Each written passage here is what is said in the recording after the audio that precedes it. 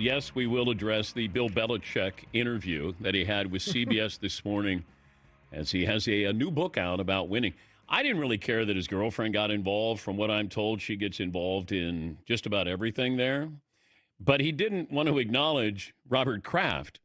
And do we have that cut, Marvin, where he talks about Robert Kraft or the lack of mentions of Robert Kraft in his book about winning? I have to ask about Robert Kraft because 24 years together, 6 Super Bowls. Unless I'm wrong, he's not in this book. How come? He's not. Well, again, it's about my life lessons in football, and it's really more about the ones that I experienced directly. But he's not even in the acknowledgement section. Correct. Do you feel like you were treated with dignity and respect when you were let go by Robert Kraft? Yeah, well, it was a mutual decision for us to part ways. Awkward. But you know what? He's asking real questions there, man. Because you're not allowed to talk about his relationship, and then you don't even acknowledge Robert Kraft in the acknowledgement part of the book there. And then he was quick to say it was mutual. It was mutual that he chose to leave the New England Patriots. Okay. Let's bring in Kevin Clark, host and analyst for Omaha Productions, ESPN, and host of This Is Football podcast here. What do you think Bill Belichick was really saying there, Kevin? The same thing he's been saying for 25 years, nothing. I think he's trying to treat CBS This Morning and a lot of these other places like he did the New England media, and it's not going to work. Like, that's the problem. In college, you have to go out and recruit. You have to win over the fan base, and he hasn't done that. Like, I think I saw some UNC beat writers saying, like, there was no access during spring. Like, this is not the Patriot way anymore. So what was he saying about Kraft specifically is I don't think he likes him very much. But I think that you have to address that because you have to talk about the elephants in the rooms at this point. When you're selling a book, that's when you address the elephants in the room, Dan. Yeah, he's just such a bad interview, even when he's trying to be. I'm sure his girlfriend is saying, Bill, let's go over scenarios. And she would play the role of interviewer, right? And she would ask him questions. I mean, I'm guessing. Yes. Like, she's really involved in this, this whole North Carolina situation here. She seems to be a bad publicist. That seems to be my read on the situation, is that she seems to not have a grip on what questions are inbounds. Also, like, we don't talk about the relationship thing. It's already out there how they met. I mean, you can do this. You can give the people what they want. Give us a little bit of we met on an airplane, it was love at first sight, the whole thing. This is not hard. They made it hard. Well, now I really want to know how did they meet. Like, wait a minute, what else happened here? It's like when Tiger Woods and his new girlfriend send out a picture, and then they say, respect our privacy. Yeah. I did respect your privacy until just now. I no longer respect your privacy. All right, the draft in Green Bay. Give me the second biggest story of the draft. Oh, my gosh. Well, first of all, from a college football perspective, you guys mentioned earlier, Quinn Ewers cost himself about $4 million. Okay, like that's an important thing. He could have gone to Miami and the Carson Beck role. There's so many schools, Oregon, who are looking for a veteran presence. So for me, that drop was significant. But, when I look at some of these teams that are building, like I think Washington knocked it out of the park. And I don't see a scenario in which they're not in a Super Bowl in the next 5 years because I look at Josh Connerly, I look at Trey Amos, who I think is a really good cornerback. The receiver they got from Virginia Tech, who's a great athlete. Like, I'm looking at some of these teams, and I'm just seeing a pathway here. I think the Commanders are doing everything right. They're getting the stadium here today, I guess. They're going to have the new RFK site there. So I think the second biggest thing, aside from Shadur Sanders, is just some of these teams are kind of building into a Super Bowl contender. Now, I think Cam Ward is probably the second biggest thing because I think he's a Mahomes-like talent. I'm the one guy who's going out there and saying, by the way, the number 1 overall pick, he's pretty good. I know we don't want to talk about the number 1 overall pick, but I think he's phenomenal. I went to Miami. I saw every snap from him. I promise. People say, oh, you're a Miami homer. Nobody's hated watching Miami more than me over the past 20 years. Okay, I'm the opposite of a homer, but I just saw what he was able to do on a snap-to-snap basis. And he's able to do. Steve Young was on my show a couple years ago, and he said something about Mahomes I think about a lot. He said, everyone talks about the Superman, but what makes Mahomes is the Clark Kent. The basics, the hitting the guy over the middle, taking the check down. Cam Ward does both of those things really well. I think that's what's going to make him special. I think Tennessee is not going to have the same infrastructure that Kansas City had. So if I say he's Mahomes, it's not going to be the same path because there's no Kelsey, there's no Tyreek Hill, there's no Andy Reid. But I think you're going to see instant success from Cam Ward, and I think he's going to change the Titans franchise. That franchise needs a little juice, Dan. I don't know if you've noticed. Yeah. There's nothing going on there. The situation with the Browns and Jacksonville with that trade. Yeah. Okay. We can take out the talent. We'll start with that and just say, it felt by a lot of indicators that Jacksonville did an incredible job. I agree. But Cleveland did an even better job of fleecing Jacksonville. I agree. So you think Jacksonville? No. So they both won it. They both won because the Browns are looking at this and saying, Deshaun Watson set us back probably more than the 4 years on the contract. Okay, that's important. They're not trying to win now. If they were trying to win now, they would have drafted Travis Hunter and gone from there. They wouldn't have drafted Dylan Gabriel in the 3rd round. They wouldn't have drafted Shedeur Sanders in the 5th round. They understand where they are. The Jaguars, again, you talk about a franchise that needs some juice, needs a little, in-market kick in the butt. You got to start there. What's going on in Jacksonville? They have a new coach. They have a new GM. For me, when you have a special talent, the first press conference I was ever at as an NFL journalist was Mike Shanahan right after the RG3 trade. And he asked a rhetorical question. He said, what did the Broncos give up for John Elway? Nobody knew. You know why? Because nobody cared. Nobody was saying, they added, I can't believe they added another 2nd-round pick. No, they got a franchise cornerstone.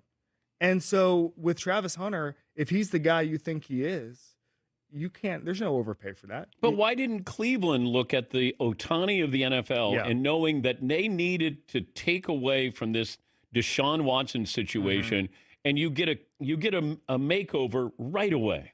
I agree in theory, but I think they're looking at this roster. It's an aging roster that was built around the Deshaun Watson thing working, okay? And I think they have some self-awareness that that's not going to be the case anymore. That the aging roster, some of their guys, it's not ready to win now. So take the Jaguars pick, which is probably going to be a pretty good pick next year, and start building in a different way. But why not trade Myles Garrett, or why extend Myles Garrett? I probably would have. I probably would have. I mean, I listen. You're putting yourself. You're doing something very dangerous, Dan, which is putting yourself in the head of the Cleveland Browns and saying, "Let's make some good decisions." They haven't done that for 30 years. Okay, so it's really hard. Like the Dylan Gabriel pick to me was one of the dumbest of the entire draft. What are you doing at that point? And why? We can get into this thing, but why you would take Gabriel, who would have dropped a handful more rounds? He's a career backup when you're looking for a starter. Are you now going to trade for Kirk Cousins? You have Joe Flacco in the room. None of this really makes any sense. It's like, and maybe this is just the product of ownership, Dan, it's like there's 5 different decision makers in Cleveland, and they all get to make alternating decisions. And it's like they never met before. Well, you can tell if I look at body language of coach and GM when they made the pick with Shedeur, that came from up above. Yeah. Because it almost felt like, oh my gosh, let's draft him. And then let's trade up to draft him when you could have had him. It was Brownsian. It was Brownsian. It was truly Brownsian there. But I do think it's a great place for Shedeur to go to. I agree. Because I think he'll play. I think he'll start a game this year. He's going to be instantly better than Dylan Gabriel. So that's the first hurdle declared. Dylan Gabriel's not very good. Kevin Stefanski can tell him where to go with the ball. We know that Shedeur can be accurate. We know he can. I mean, my thing about Shedeur, I didn't think he was top 5 level. But what I did think was if you put a lot of those prospects behind the Colorado offensive line last year, they wouldn't have looked as good as Shedeur. But if I give them the receivers that Colorado had, you're going to look pretty good. At least one. Yes, I agree with that. When I look at the Shedeur situation, I was texting people in the league in the 4th round and in the 5th round. And I was saying, why don't you guys just take Shedeur? I'm talking about teams with good quarterbacks where it's not going to be a drama like, hey, this first round talent is dropping. This seems like value. And they said there were 2 problems. Number one, they didn't do any work on the guy because they didn't think this was going to happen, right? So like if you're a team with a franchise starter already, you didn't even meet Shedeur Sanders. You don't even have his phone number. I mean, apparently everybody has his phone number because of Jax Ulbrich. But you just get into a situation where they'd be flying blind. So that was part of the problem. But then the other problem is they just didn't want to disrupt their quarterback room. They don't know. I mean, there's a lot of ways to get Shedeur level production, especially in the 5th round or in the mid rounds, without SportsCenter coming to your camp on day one. Was this collusion? I don't think it was. I don't think it was. I think it starts with the most basic, obvious thing, which is there were only a handful of quarterback needy teams, and they didn't think Shedeur was that good. I think it starts there, and then it was a cascading series of effects. I do think that there's a lot of cowardice in the NFL where they just don't want distractions, and I think that is more powerful than any sort of whatever. I don't think there was exact collusion where they were staying away from him. He's Kevin Clark. He is host and analyst for Omaha Productions and ESPN, and his must-listen-to podcast, This is Football. And I'm starting, I was just trying to figure this out, that Tom Brady, who's running the Raiders, has been around Shedeur Sanders for a long time. Passed on him. Times, and they could certainly use another quarterback in there. I know you extended Geno Smith. That was the one that stood out more than anything. Because Pittsburgh, to me, they take Will Howard, and I like that pick. I think Will Howard can play in the NFL, but that really led me to believe they really are hoping that Aaron Rodgers is coming to town. He has to.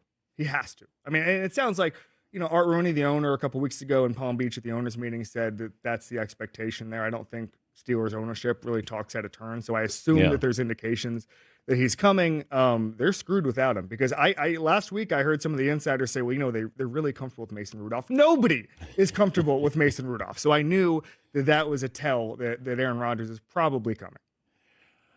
How honest, when you know somebody's being honest with you, you talk a lot of coach and GMs and whoever, like I have three different sources in the NFL, and I've had them for probably 22, 23 years.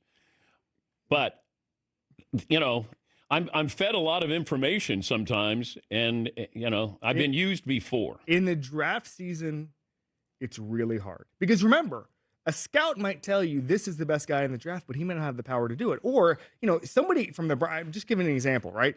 We're talking about ownership coming from above and saying you have to take Shedeur Sanders, if that was a scenario. Well, 5 minutes before that, you could have gotten a text from someone with decision-making power in Cleveland saying, nah, we're not going to do it. And then the owner does it, right? So predicting what's going to happen in the draft is a fool's errand. It's really hard because of just the different things, and no one thought Shedeur was going to happen. By the way, like everybody's talking about, people are saying, I saw this coming with Shedeur. You did, unless you said it was the biggest drop in history incoming, then you didn't see it coming. Yeah. Like it's saying, he might drop to the second round. Well, he didn't drop to the second round. He dropped to the fifth round, so you didn't see it coming. Predicting what's actually going to happen on draft night, outside of the first pick, I had Brian Callahan, the Titans coach, on my show a couple weeks ago, and he started talking, and he said, I coached Joe Burrow when he was a rookie, and I went back and I watched the Zooms that we had because it was COVID, so they recorded it, just to get a sense of what a rookie quarterback would be like. And so this is like March 15th, and I'm thinking, Brian, you're probably not doing that if you're going to draft Abdul Carter or Travis Hunter. Yeah. So I think you may have indicated where you're going. So there's tells like that, obviously. But I think, you kind of have to just guess. I mean, you mentioned you have sources where you have years and years of goodwill built up. They're not going to BS you. They know that they're not going to use you. I think newer sources or sources with something, the biggest thing always is when a team is trying to get rid of either a player or a coach. And they're going to, I think it's the Larry David phrase, foist. They're going to foist you. And they're trying to, I won't say the coach, but I had a GM text me a couple of years ago about their defensive coordinator. And he said, this DC would be amazing for the USC job. And I was like, no, he wouldn't. What are you talking about? And then a couple months later, the DC moved on. But it's like, I think they wanted me to put out so-and-so would be a perfect fit for USC. And then USC calls them. And then their problem is solved. Whether they had a multi-year contract or they just wanted a clean ending, whatever it is, that's when you look at it and you go, you have to be your own harshest critic, or else you end up sending a tweet saying so-and-so would be a great fit to be a Trojan. All right, give me the hot NFL team this year. I love Denver. And I know. Wait, that's two loves. Like you love Denver. I think Denver, when I look around, I think about the Eagles and how one day we woke up and they had the best roster in football and they were undeniable and probably the Super Bowl favorites next year, right? It's because you kept stacking talent. When I look at Denver, I think in maybe next year, they're going to be close to that level. I think this year they're going to be a double-digit win team that I think probably will get Super Bowl buzz going into this season. I think they're probably a year away from that. But I love what Bo Nix was able to do with Sean Payton. I don't know what he would have been able to do behind Colorado's offensive line, but that's not the question here. And then I think that the way they built the trenches, again, Eagles Eagles-wise. The offensive line is great. The defense keeps stacking talent. Barron was an awesome pick in the first round. R.J. Harvey was a reach for UCF, but again, Sean Payton knows what to do with running backs. He loves contact. He has speed. So I'm looking at this Denver team, and I'm saying, why can't this team compete right now? Now, to answer my own question, the Chargers are also going to be quite good. I loved their draft, and I love Justin Herbert. I think Denver, though, is a half step ahead right now in that division, with obviously the Chiefs being number one. I think all three of them have the chance to be really good this year. But Vegas's hot team, the Chicago Bears, more money bet on the Bears in the last 24 hours. So I see that. I think that they answered so many of the so Caleb Williams last year had the most unblocked pressures and sacks in the history of next gen stats. So that's like a decade of data. Is that no one had gotten a guy in their face where that literally the offensive line had no idea what they were doing. And I look at it as maybe the dumbest plan in history, or modern football history. Caleb Williams had one flaw. He held on to the ball too long. So what do you do if you're the Bears? You give him one of the worst offensive lines in football. How is that going to work? How is that ever going to work? Well, it didn't. It didn't. He got killed. And they were 64 sacks last year. And so they go out and they probably overpay for some guys, but that's okay. Again, we're not cosplaying GMs here. We just need this to work, right? If we're the Bears. And so the front is settled. The defense is going to be better. I liked what they did. I thought Luther Burden was a really good value pick in round 2. Addressing tight end, maybe you go 2 tight ends with Cole Kmet. I see that. I just don't think they're an NFC contender. Okay, I see them being much better. I see Caleb Williams not getting sacked 64 times. I think they'll probably make the playoffs. I just don't see them in the same way the Broncos do, which is I think in a couple of years the Broncos are going to be Super Bowl contenders.